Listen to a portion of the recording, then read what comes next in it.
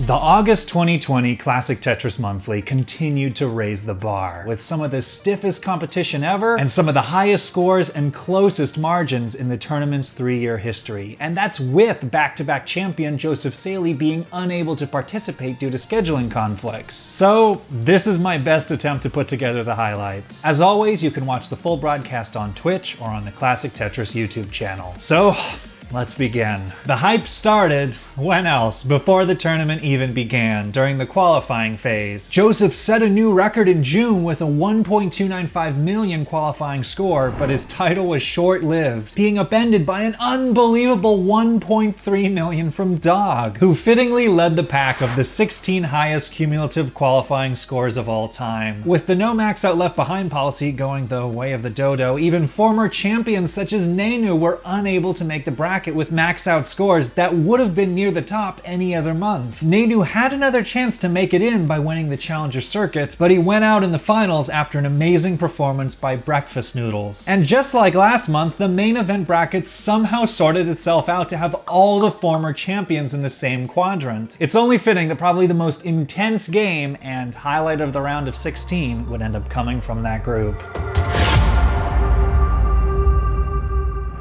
Corian and Jake are locked up at 1 game apiece towards the end of Game 3, well on their way to maxing out. Corian has a modest 2 Tetris lead, but with both of them able to play on the kill screen, anything can happen. Both of them are off, stacking perfectly, both Tetris ready now, waiting on the long bar, and Tetrises for both of them at nearly the same time. Corian's board looking a little uncomfortable, so he's gonna take some burns to flatten this out. Jake taking some delayed burns and gets a Tetris to narrow the lead to 1. Corian trying to gut out 2 last Tetrises before the kill screen here with a very high perfect stack, burns a double, he's getting droughted, he's going to have to burn another double. That'll cost a Tetris opportunity, and Corian gets his final Tetris and a nice triple on the kill screen. But those doubles could be Jake's opportunity to make up the deficit. He gets a Tetris and then gets Tetris ready and then misses a long bar and another long bar on the right to the kill screen. He had a Tetris set up that would have given him the victory, and Corian barely hangs on with a fraction of a Tetris lead in a double max out game. Corian ended up scraping together a grueling match victory in 5 games. Although there was a moment in Game 4 that caused tournament organizer and commentator Van Dweller to raise an eyebrow. Oh, and Corian with some interesting plays down the left side. I mean, I'm never gonna say I disagree with it, because what do I know? Like nothing. But it didn't look right to me. So someone's gonna have to explain that to me later. Song Scout, go get some veteran analyst in your YouTube video and explain why that made sense, because I don't get it. Song Scout? I think he's mixing me up with someone else. I did do a collaboration with Song Scout once, but I don't really see the resemblance. Anyways, as Game Scout, I'm happy to oblige. I got in touch with an expert veteran to help provide some insight into what Corian was thinking during that moment.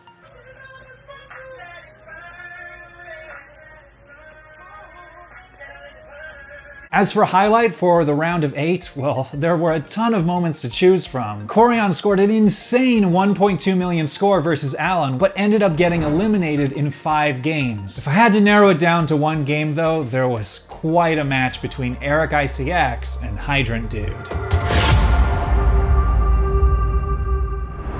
Max, aka Hydrant Dude, is one of the CTM moderators who helps verify all the qualification attempts every month. And after a 3-month absence, he had managed to make it back into the main event, playing on his birthday of all days. He managed to score a first round victory over Cheesefish, but is down a Tetris and a half here versus Eric in Game 1. He has 12 more lines than Eric to work with before the kill screen, however, so Eric's lead is by no means safe unless he can pull off some magic. Eric sets up a delayed triple that's gonna mean only 1 Tetris before the kill screen available, and Max is very high, waiting out a drought, and gets a Tetris with a nice little tuck combo, and Eric Tetrises into the kill screen while Max lays down another Tetris. Is less than 1 Tetris behind now and it's time for 3 more. Max gets a Z and has nowhere to put it, and now is going to have to go into survival mode. 1 Tetris would do it, but he needs to be clean again. Eric is grinding out singles and doubles, and Max gets a pole vault with the L to set up the double, waits for another L, and is getting L droughted. Max is going to top out, and Eric is still going. He's managed to both both get a max out and get above a 1 Tetris lead again on the kill screen, and is pulling off some ridiculous downstacking halfway up the screen to get all the way to level 31. Eric eventually took the set to eliminate Max, but Max did walk away with the first round victory and a performance to be proud of, so hopefully it was still a good birthday for him. And for highlight of the semis,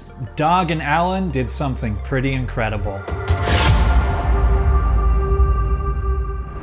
In the middle of game 2, Dog and Alan are both on max out pace, but Alan is up 2 Tetrises with almost exactly the same amount of lines, so it's a genuine pace lead. Even tougher for Dog is that he's got some holes in the bottom of his stack while Alan is clean. Dog is going to opt to build a dirty Tetris 2 rows off the bottom to try and maintain pace while Alan is stacking up and has an uncomfortable chasm on the left. He's going to have to set up some delayed burns while he waits for pieces to fill it up. Dog, meanwhile, has pulled within 1 Tetris and is setting up an even higher dirty Tetris down the middle and gets the long bar to pull just about even, but Alan responds with a Tetris, and Dog's still gonna opt for an elevated well while Alan knocks down another Tetris to increase his lead to 2 again. Dog gets the Tetris, is gonna take a burn or 2 to stabilize the stack, and Alan has the clean board. Nice delayed burn, just playing it a little safe, and Dog is going all out here. He knows he needs to be as aggressive as possible to win the match, and takes the lead with another Tetris, and is still setting up Tetrises on this dirty well, and gets another Tetris to take a 1 Tetris lead into the kill screen, and is trying to survive, misses a long bar to the right and gets another long bar in the hole for a double, and Alan gets another Tetris after some misdrops, and Dog is done. Alan only needs 3,000 more points, takes a single, gets a long bar to the left for another single, but there's nothing he can do. He can't get another single and finishes just 580 points behind, 1/50th of a Tetris. And despite taking the tough loss, Alan kept his composure and ended up clutching out a victory in 5 games to advance. As for the finals, well, the stakes were raised this month due to a special announcement about the World Championships. In years past, people have been able to earn a trip to compete in Portland by winning a regional qualifier, but this year, of course, all the regional qualifiers got canceled. So instead, the CTWC organizers announced a partnership with many of the biggest online NES Tetris tournaments, providing free entry to all the winners, including the ones from the Classic Tetris Monthlies, rendering the winner gets absolutely nothing catchphrase obsolete. So Eric and Alan were duking it out over a free spot in the championships this October.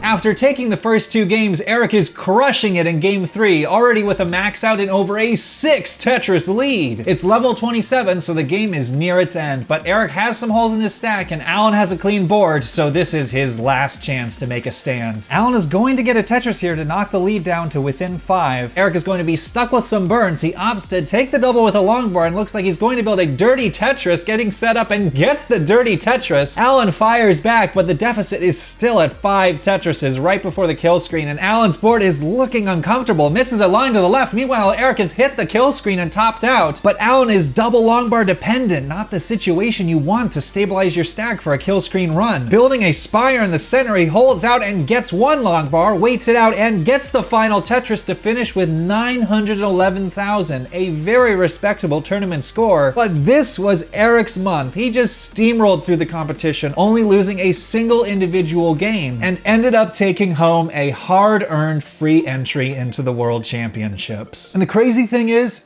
Eric almost didn't even make it in. 39 minutes into his qualifying hour, he scored exactly 1 million points in the middle of level 27 and opted to top out, becoming only the 4th player ever to hit 1 million on the nose. Any other month, it would have been the perfect meme qualifying score with the no max out left behind policy, but this month, that wasn't gonna cut it. In his final game of the qualifiers, right as the clock was rolling over the hour mark, he clutched out a 1.1 million score to slip on into the 7th seed. And joining me to talk about his first time CTM victory is Eric himself. Thanks so much for coming on.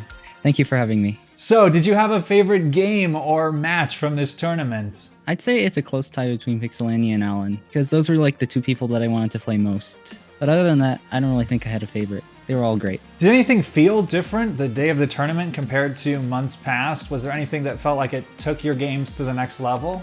To be honest, I don't really think there was anything different about the tournament. I think I really just played better, that's all. So what was going through your mind when you got like exactly 1 million during the qualifiers and then chose to top out? Were you pretty confident that you could get close to a 1.1 million score in the final 20 minutes? Well, at the time that I was doing the qualifier, I wasn't sure if I'd be able to play in the tournament. So I figured like, hey, I'm probably never going to have this opportunity like ever again, maybe for another year or so. So, hey, I guess I'll take it. And if I can't play in the tournament, then that's that. So the last time we talked, you had just put out a preview for the Summoning Salt parody you were working on. Is there any update? Yes, I'd say that I'm pretty much nearly finished, to be honest. And probably just the reason that it took so long was just a ton of delays and me slacking off pretty much. And busyness with schoolwork too, I'm guessing. Yeah, and schoolwork too, definitely. Well, I'll have a link in the end screen for anybody who wants to watch it when the video goes up. Good luck in the World Championships, and thanks for coming on again. Thank you.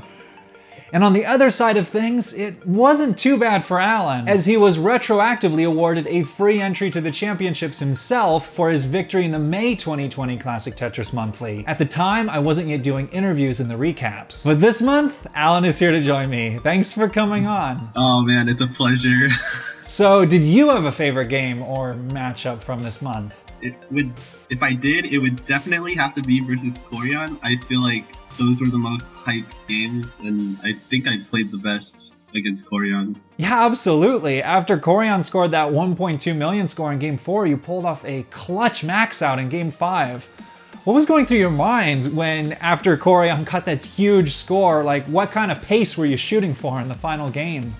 I just felt like after seeing, Corian 1.2, that was a shock, definitely. I just felt like I had to put up something huge after that, so I just kind of went all in. So you're the only player that's made the semifinals or higher in each of the last 4 main events. Is there anything that you felt that has really helped your consistency this year? I really don't know. I felt like a lot of my opponents kind of choked, I guess. That's really what it was. A lot of my opponents had early top outs. I think I just got lucky. So, like, when did you start hyper tapping? Because I know you were originally a DAS player. I believe that was January of 2019. Oh man, that was a long time ago. Oh, so I didn't realize you were a hyper tapper at the World Championships last year. Yes and no. I think my fingers were cold there, so I couldn't really figure it out when I was there. So that's a next level strat, I guess, for next year, hand warmers. Yep. I see some players wear gloves, I think. And that may be in consideration. Well, congrats on getting the free admission this year, and best of luck in the World Championships. Thanks for coming on. Thank you. Oh my gosh. So Tetris season is about to kick into high gear. There's a couple more opportunities for free admission in the coming weeks, and registration for the World Championships starts September 1st, which is coincidentally the date my next video is supposed to come out. So I better get back to editing. Thanks for watching, and I'll see you guys next time.